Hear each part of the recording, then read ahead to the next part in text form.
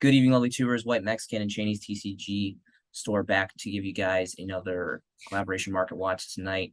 We're going to get things kickstarted with Psychic and Punisher Dragon. This card is really, really good. There's some amazing effects to this card. I think it's highly underrated right now, high rarity, secret rare. And we just wanted to show some love on this card because I think it's extremely affordable right now. If we take a look at bulk prices, even right now, first edition near mints, there is a fat stack of 5 right here for about 15 bones. I love this card just because it has really great artwork. Again, even though Diffo is not that old, it's just a completely blowout card and by far the best, if not one of the best level 11s that we have. Do you have any thoughts on this card? Yeah, I agree. I play this in a couple of different decks, and it's a great card to push for game. Really hard to get over, but yeah, great all around card. And surprised to see it back under like $18 personally, but I think that's because people are kind of off of synchro right now for the most part. You got tier elements and sprites both not playing synchro, so it makes sense for this to go down. But I think it has good potential for the future. I guess the only thing I will say, it will have a reprint most likely next year in the Mega Tens.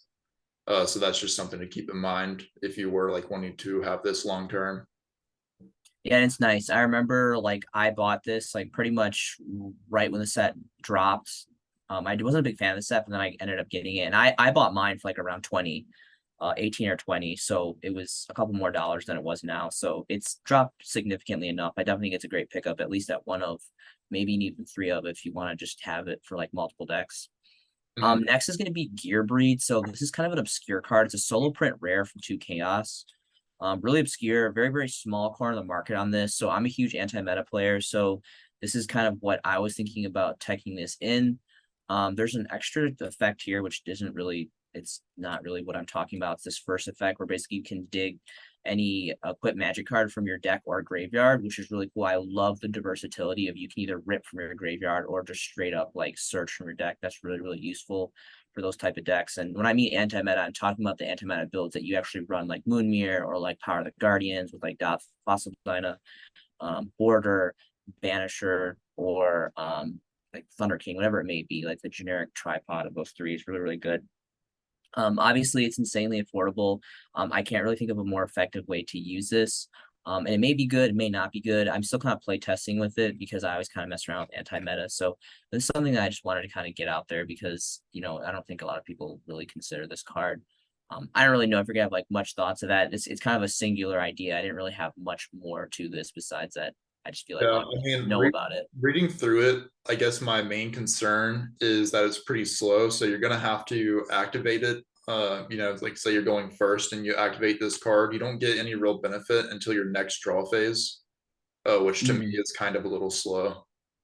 Yeah, so it's definitely not ideal opening with, but again, I mean, you look at these type of decks, and what do they lose to? They lose to Harpy's Feather Duster or like Lightning Storm or Twin Twister, or all these destruction back row effects, and pretty much you need to recycle those. And again, it might not be. It's not like the end all be all. Like this is just kind of like a tech choice, like idea. Maybe it might not be good. Maybe it will. It's kind of situational, but that's just kind of how those decks are. They are kind of like luck based. Like if your opponent doesn't get the out, you win. If they get the out and you can't recover quick enough, like you lose. That's just kind of the Mhm. name of the game when you're playing like those very heavy control, like anti-meta builds.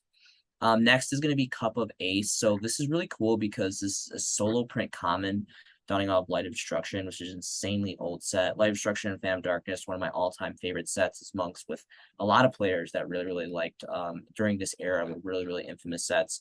And there's not a lot available, at least for the first edition copies. There's a 5 stack and a 15 stack here for pretty much a bone a piece for near mint Lely played first editions, and then it instantly jumps to about 5 bones after that for Lely played first editions. And there's a pretty good amount, but again, going from like $1 to 5, that's a significant increase, especially if you need a playset. This is again, it's singular like vision. This is really only used in like a cheese deck out builds. But it's just really cool that it's a solo print. I really like the artwork too. I don't really know why. It's just something about it. Like I really like the artwork. And again, Light Destruction is just a really, really awesome old school set. That's pretty much all I had on this. If there's anything else you wanted to comment on this card. Yeah, I mean, I guess it's just a good opportunity to potentially like flip it, make a couple bucks. Or if you just wanted to have a play set personally, I don't think it's a bad card to have. But Again, I don't really see, yeah, much of play besides that particular deck. It's pretty singular minded, but other than that, it's just, kind of interesting to highlight. Appropriate is going to be next. So these were original rares out of Gen 1 Pharaoh Servant, and then we got, I don't know if we got other commons, but this is the highest rarity is super rare reprint out of Mystic Fighters. Again, not a substantial subset. There really wasn't anything too blowout that came out of the set. Um, the reason why I wanted to cover this is because one, I'm an avid Dark World player, and back in the day, this actually has been a tech choice before. It doesn't always work out. Again, it is a trap card, it's slow. You need to set it, but if anything, if this rises to predominance, I think Dark World is going to be the engine that is going to carry this card. And again, we're getting the new structure deck, the new support cards, which force your opponent to a draw, as well as your dealings or your drag down to the grave if you're choosing to use that type of the build. It's going to allow you to proc this effect, and it's pretty much an instantaneous pot of greed, which is really, really cool. The best thing about this is that it's, again, like many of these other ones, it's just insanely affordable. I mean, we got a fat 90 stack here, near mint first editions for 12 cents, and then there's just plenty on the market here. It's very much in abundance. So again, if it has any kind of slight increase, I think it's gonna be a pretty all-around solid choice. Plus the artwork, I don't know, like I love like these like pirate golden like shiny doubloons and these like very disheveled looking pirate dudes with their sacks. So I don't know, that's pretty much it on this one. got you. Yeah, so as far as playability, I think I would rather go with something like Shared Ride, but I do think this might be a card that someone would speculate on and get bought up. But regardless of any of that, it's just so cheap that there's not really a whole lot of risk. So if you wanted to get a playset or two, I mean, I don't think that's terrible, honestly. Yeah, again, it's just an insanely old card, and I think it's cool that we finally got a hollow fill reprint, being again that this was literally like Gen 1 set 4, which I believe that was Feral Servant. But anyway, all right, again, the best thing, it's so affordable for both prices as well. Airknight parshath is going to be next. So these are specifically the speed dual secret rares. Now, of course, we have a lot of really great collector stuff like the Legacy of Darkness, ultra rare first editions, which are pretty expensive because again, they're just Gen 1, very, very old, very collectors status, and they are hard to find for near mint specifically for the first editions. But this is a really great healthy alternative. Again, it just looks gorgeous. There's a lot of the speed duel secret rares specifically only for the secret rares. Like I don't play speed duels. I don't know anything about the speed duel like economy or market, or much about the game or like the meta or anything. But these are just really old school, like iconic cards from really infamous formats. Like this is like a classic GO card. Um, and I totally get it. Like some players really can't handle having like the speed duel stamps here. I mean, to me, it's kind of like whatever. Like in the original card game, we don't have a secret rare variant, and this is like not again, it's not like a $2 investment, but it's still like relatively affordable-ish. And it is going up, and it's about 8, and then it goes up to like 10 and then 15. And at least for bulk prices, there's not that many. There's a couple listings here, and there's just one page. So again, it is still secret rare, and it looks gorgeous to me, and it's just an all-around really awesome card. If you have any thoughts on this one. Yeah, I personally own this version for my GOAT deck, and GOAT format is one of my favorite formats to play. It's really fun. It's really slow. It's not a format that you want to play all the time, but every once in a while, it's a really fun format to play. But I think this is a pretty safe investment around that $7 to $8 range, specifically too because it goes up to 15 after a couple of sales, and then up to 20 by the end of the page.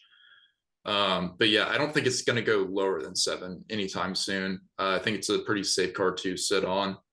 And if you wanted to build GOAT, like this is a great version to pick up to really bling out your deck while doing it like pretty affordably. And I believe it's kind of getting up there in age. I mean, I remember, I think it was like the end of 2020 or like early 21 when this set dropped, and I picked up I think I picked up like nine, 12 or 15 copies, and I want to say I'm pretty sure if I remember it was $4 a pop. So going from 4 to 8 and then quickly articulating it, it's definitely going up. Like the proof is in the pudding, it's going up. It just depends on like your threshold of how much you want to pay. Next is going to be Ghosts Honest. So I really love the secret. So the secret's not on the same set, live destruction again, right up there with Phantom Darkness. There's just some complete like complete blowout cards in this set.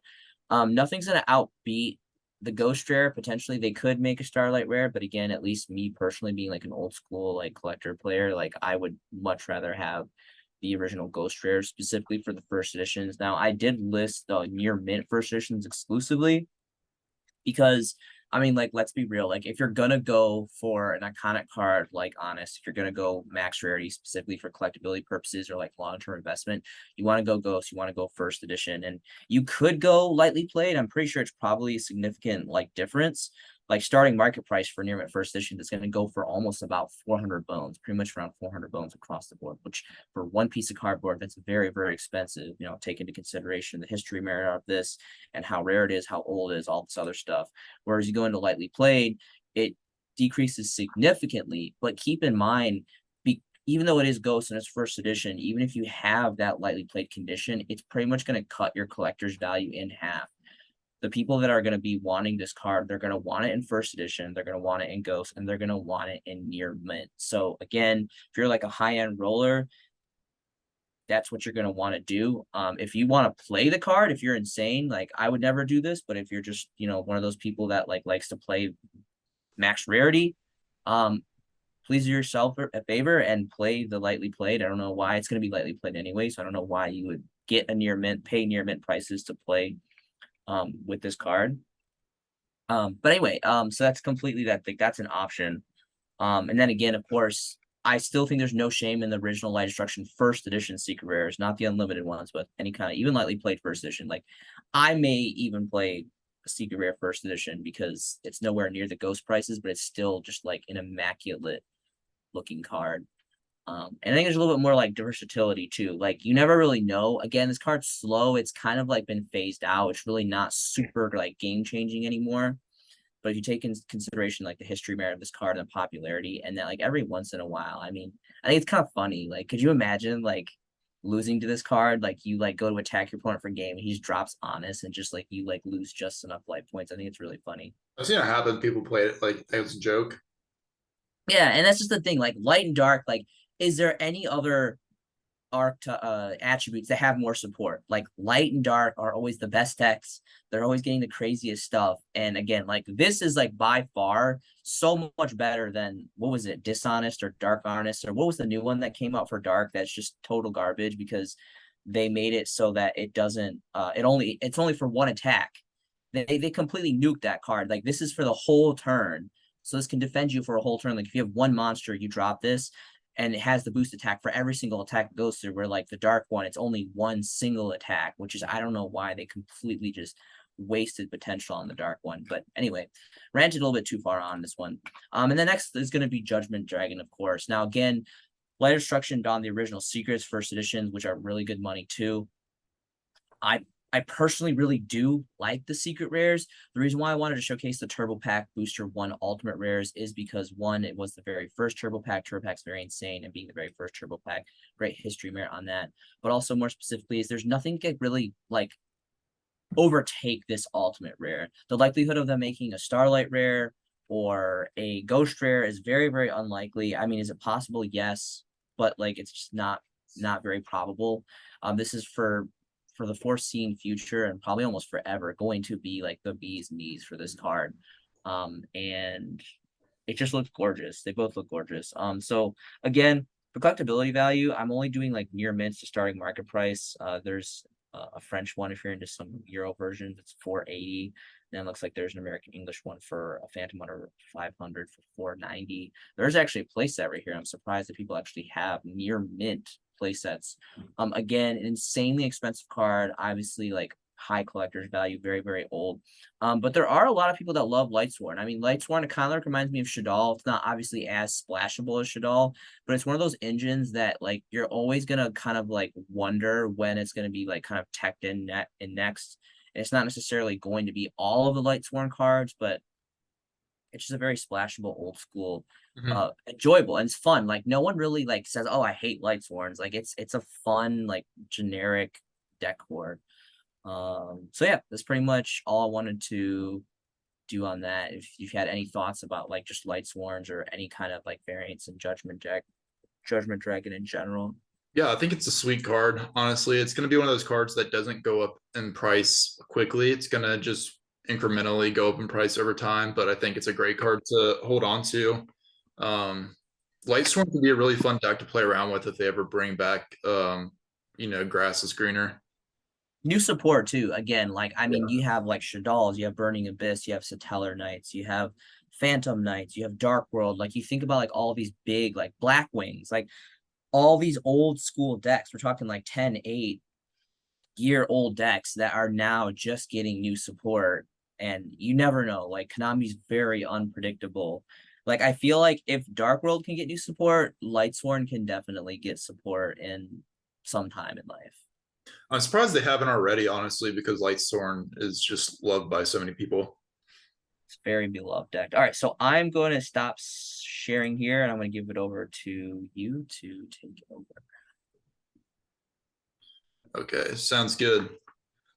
So the first card I have to go over is Sprite Elf from Power of the Elements. And I just wanted to mainly point out that this card is up quite a bit in price. It had gone down the last I checked to around like $10 or $11.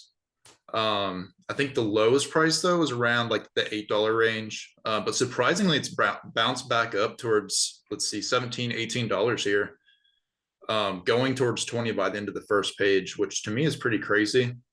I know one of my viewers mentioned this card, so this is kind of the main reason I wanted to take a look. But yeah, if you have extra of these, I would probably just let them go at this point. It seems like everything else in Sprite is kind of going down in value, and it's strange that this is the card that would go up. Because I don't imagine you'd play more than 2 copies of this. Especially like when you can get your Sprite starters for like $6, $7 a pop, and that's played as 3 copies. But yeah, what are your thoughts on this card? I think it's interesting because again, I remember for like the longest time, like obviously when Power of the Elements originally dropped, it was like really expensive with pre-prices, and then it went down to like 15 and then 10, and I think it bottomed out at like 5, 6 for a while, and then it went to like 8, 8, 11, and just now that it's at 17, like it's just surprising to me. Like out of everything Sprite, even though this is one of the more generic cards, it definitely took me by surprise. I definitely think that this is something that you should sell now because I think it has more potential to go down before it goes up. I'm not saying it won't go up, but I think it's going to go down before it goes up, if that makes sense. I would think it would settle back out towards $10 to $12, but I'm not really familiar with why this card would be getting bought up, like unless there's another deck that would play this, which I just don't think is the case. I mean, it's one of the only like generic Sprite cards. There are other decks that can run it. Like I've seen non-Sprite decks play this. It's not like the best card, but if you look at all the Sprite cards, they're very specific to level 2, to Sprite, to whatever, what the live twin build or the frog build or whatever it may be. Like, and it's not very generic. Like you have to play those cards where, and that's just my take. I could be wrong. I mean, that's just what I've heard. Again, like I haven't even built Sprite. I've never like played Sprite competitively, so I couldn't really tell you like all the ins and outs of like the whole economy behind their cards. Yeah, it's definitely more one of the generic ones for sure, and I'm sure you could play it in other decks, but just interesting to see the price movement. Next, I wanted to go over Pot of Prosperity from the 2022 tins. I do personally want to get the original print secret rares, but at this point with the price disparity, I think I would probably just get the reprint. Because I do think the original print is still like $55 to $60 versus 31 here. But if you were someone that was looking for Pot of Prosperity, specifically the reprint, this is lower than I thought it would be on release day. So I would go ahead and pick this up. Maybe a place that I wouldn't go crazy and buy a bunch or anything like that. But if you wanted to get your personal copies, I think it's pretty safe time to do so. Just because I can't imagine it going too much lower than it is now, because this is going to be the top card of the set for sure. But what are your thoughts? It's going to be interesting what the pull rates and how the change of the like short prints or not short prints is going to affect this card specifically. Obviously, with pre-release, it's no surprise that this is the highest valued card. Everyone kind of knew that was going to happen, like this and Ash and Droplet and a plethora of other things, but more specifically for Prosperity, just because this has been such a big long reprint and desired card that a lot of people have not had access to because it was 100+ card, and now it's not, and it's still like gorgeous rarity of prismatic secret rare. But that's just the thing. I am surprised as well that it is starting out this low.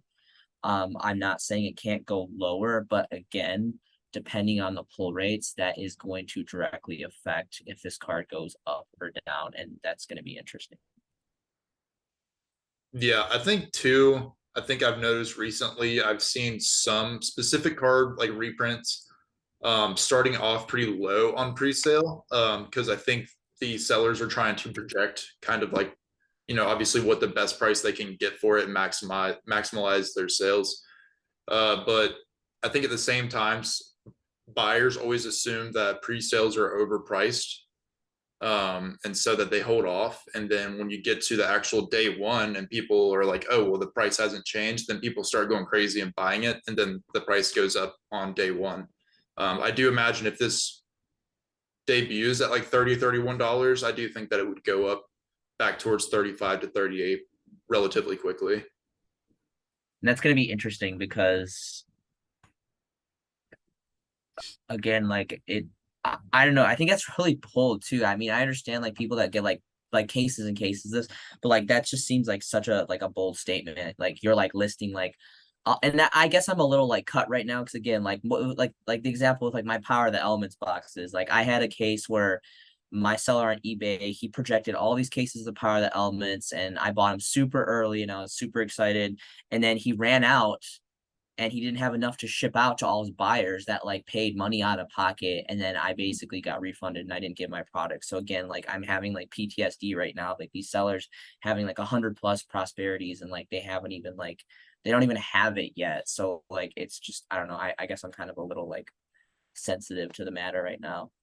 At this, I think people try to like project a lot lower than they'll actually have to be safe. But people will have this, and they're opening this up right now for sure. Usually they'll get it, 3 weeks in advance, something like that, 3 to 4 weeks, I think. That And makes sense. I mean, that makes sense. I hope so. I hope that they like have already cracked these and they're like, okay, we got 100 of these or whatever. Because it sucks. It'd be really unfortunate. I'm not saying it doesn't happen or it does happen. I mean, obviously it does every once in a while. It's probably not as common as it seems, but like, it really does suck. Like when you pre-order and like you're anticipating something and then they just do not have enough to go around. Like when they over project. But I understand that, they, doesn't happen all the time. But yeah, time will tell. yeah, for sure. For the most part, I've never had someone fall through like on a pre-sale, but I'm sure it happens from time to time. Next is Medianos Drytron Collector Rare. So I noticed that a lot of the Drytron cards are starting to go up in price. I think Novas are back towards $11 to $12. The ultra rare Medianos Drytron is back to 8 to 10 or 6 to 10, somewhere in that range. Which these had bottomed out towards $3 or $4. So not long ago for the ultra rares, but these are down for the collector rares down to like the lowest price I think I've ever seen for this card, which is $35 or well 36 pretty much. And I did personally pick up a copy on, I guess it was Thursday when they had the bonus buck event for subscribers. I just think this card has potential to go back up in value. It is pretty low on listings as well at 27 listings. And then if you think about this deck as a whole, it is pretty cheap to build at this point because you have reprints of most everything except for Nova. And we are getting a reprint on Diviner of the Herald, which is going to be, I think right now on pre-sale, it's $7. And you do only play one of those, but that was like a $70 card, back when Drytron was seeing play. So I wouldn't be surprised if some of the Drytron cards start moving up in value for the ones that aren't getting reprinted that still don't have a reprint. But I think long term, this is a great card to have, just because it's a collector rare, so it's probably not going to get a higher rarity reprint at this point, and it is like Drytrons. I think will always be decent to some extent. And now I think they'll probably bring back Angel Mint, probably back to 3 copies because they just released it to 2 on the last list, I believe. So that will definitely help the deck out, I would think, if that does happen. Unfortunately, they don't have Eva, and I don't know if they'll ever bring Eva back. but I still think it's a great deck. But what are your thoughts on this card? So I remember when this was really meta relevant, when it was kind of like all over the place. I wasn't actually playing like even much at all, even at like the local level. I remember a lot of people like winning and losing to this deck. Um, I know it's like heavy ritual based, but I honestly can't speculate too much, at least as far as the economics to this deck core, because I just wasn't really in tune with the meta at the time. But again, collector's rares, they go up and down some more than others. But being that it's a collector's rare, and I'm assuming it's a well needed card within the deck core, you can't go wrong. And rituals are just really fun. I mean, you look at like Necross. Like Necross is like a ritual based deck that is like, a fan favorite. And who's to say that over time this molds into, a ritual fan favorite deck that people are going to come back to have fun with. Yeah, you can do a lot with Drytrons. You don't even have to play them as a ritual deck, really. I mean, obviously you have to a certain extent, but I mean, like now it's kind of evolved into like not really being as ritual based and just using their resources to link climb and stuff like that, which is interesting because they don't have Eva anymore. But super great deck, in my opinion.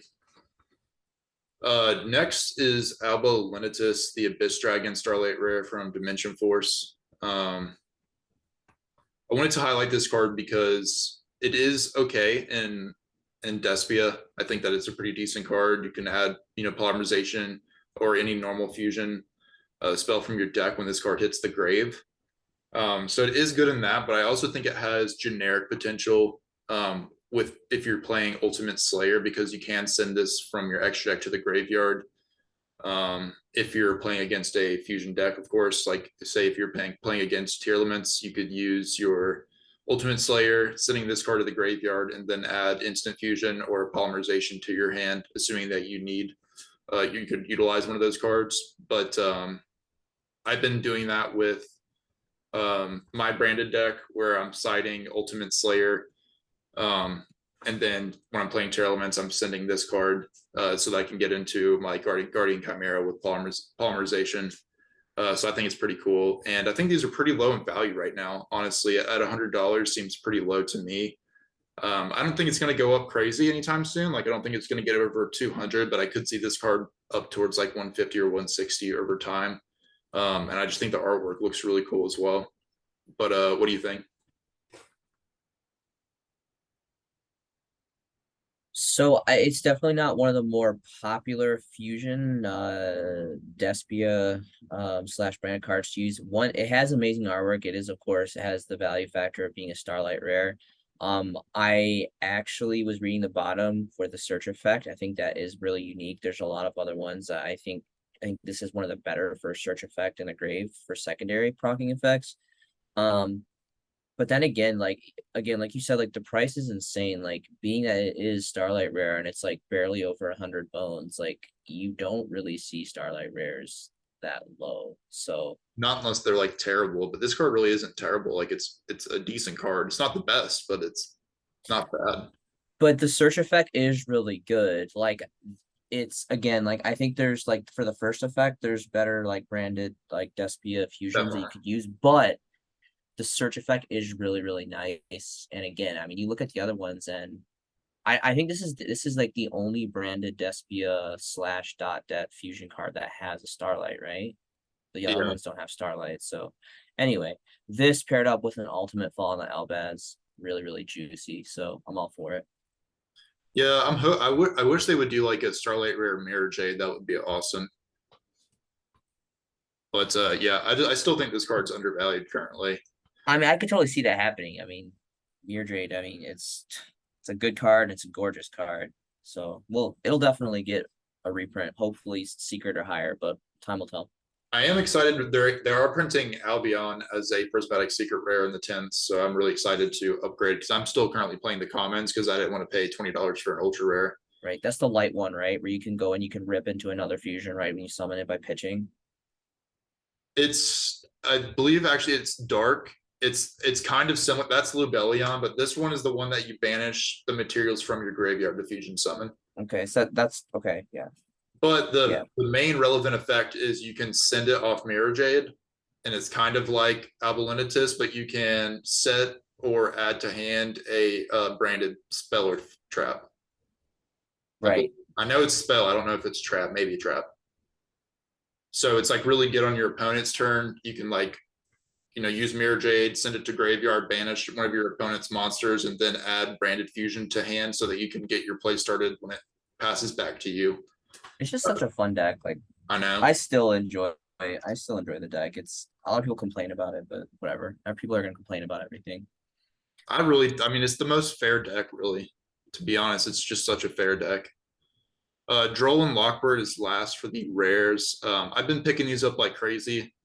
And I think on average, I'm paying around $1.90 to $2.20 or $2.40, I think. I think it was a little bit more expensive, like towards the 240, like initially when the set dropped. But right now there's a good opportunity to pick up, a stack of these. You got Matt's Cavalcade here with $1.48 per copy, free shipping, assuming that you're a subscriber. I think if you still spend over $5, it's free shipping for people that don't have a subscription. But they have 407 copies, which is insane to me. So if you wanted to buy 10, 20 copies, I think that's a good time to do it before that runs out. Because I don't know if it was this seller or another seller, but they listed, I think, like 450 copies up for $1.90 like a couple of days ago. I think it was literally like Wednesday night I saw it come up, and by Thursday morning they were all gone. So I do think that this will probably sell pretty quickly. So if you were wanting to pick these up, I would do it like sooner rather than later. But what do you think? I mean, I think anything under 2 is amazing for that because we don't know the world's probably gonna end by the time we get another reprint of Droll, and it's always recycling in and out of the meta. And it's a gorgeous card. I love the artwork. I do too. I actually think the rares look pretty clean, to be honest. I do. So the supers are my favorite. I own a playset of the alties, but again, I never play with those. I never play with my alties, so I would totally rock some rares, a playset of rares. Yeah, I do need to pick up some supers now that they've gotten cheaper. Let's actually just take a look since we have a few minutes left here. I was looking at them earlier today. I think they're like 18, 15 to 18 right now, if I'm not mistaken. I think I checked the other day and they were like 16, like a couple days ago, which is still not bad, but it's honestly pretty cool because it didn't really get affected by the reprint at all. Like I think it was maybe like it would bounce between like $16.50 and like $22, but there just never was a lot of copies. The only thing that changed is you saw more copies come available for sale, but the price didn't really dip that hard. But you have a couple of lightly played here for 15, which is really good. Shipping included. And then bottoming out here towards 15.50, and there's a play set available. So if you want super rares, I think that's also a really good opportunity as well. And the super rares do look really good. I love the super. It's just interesting how they made it a super in OTS 1 and then an ultimate in like a couple OTS later, which is pretty crazy. But they're both gorgeous. Like I love the ultimates and the supers. The supers are just so much more practical though. Like I mean, realistically, like I don't know. I can imagine myself playing a $200 ultimate rare in my deck. Like it's crazy. Yeah, I do like playing high rarity cards, but whenever I do play like a couple $100 ultimate rare, like in my deck, like say Forbidden Drop of the ultimate rare, I'm only gonna play it if I double sleeve, and I honestly don't like double sleeving decks. It really sucks to shuffle. It's so bulky. It always like falls apart on the table. So I try not to play really expensive cards if I can. Yeah, I mean, I play supers at like max for like playability, but again, like you're right, the rares do look really, really smooth. And I was actually looking into the original, like I think it was Star Strike Blast for the original rares, but they're still really expensive. They're like $5, $7 or something like that, which is crazy Star because. Trek Blast was like it's really hard to come by nowadays, so that makes sense to me. But it's not worth it. I mean, it makes sense. Like, yeah, it's the original print. It's really old. There's not a lot on the market, but like, it's the same thing. Like, why would you want to pay like double, triple for the exact same rarity. And like you're right, like I have seen them. Like I haven't got any rares yet. I want to get some. I need to get some, but they look fine. Again, it's Droll too. Like you're gonna play with it. It's gonna get lightly played, and it's Yeah, gonna it's play also really nice, good. especially at that $1.50 range, to be able to have multiple play sets so that if you want to put it in multiple side decks, you don't have to like, change them around every time you're going to compete. So that aspect is nice as well. I think Well, I've accumulated about somewhere between 40 and 50 now. I haven't like they're all in their packaging from the mail, so I haven't like counted out how many that I bought, but quite a few. well, we're almost out of time here. Our room is gonna cut off in 2 minutes, so we're gonna go ahead and close it out here for you guys now. Yep, so that sounds good. Um, well, thanks for joining me on this call, and yeah, I guess that's it. Thanks for watching, guys. Yeah, we appreciate it, guys. Hope you guys are making some fantastic investments, and we will catch you in the next one. Thanks again for watching. All right.